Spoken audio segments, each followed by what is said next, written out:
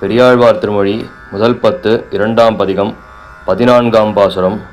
என் தொண்டை வாய் சிங்கம் வாவென் எடுத்து கொண்டு அந்தொண்டை வாய் அமுதாதரித்து ஆய்ச்சியர் தன் தொண்டை வாயால் தருக்கிப் பருகும் இச்செந்தொண்டை வாய் வந்து காணீரே சேயிழையீர் வந்து காணீரே. பாசுர விளக்கம்.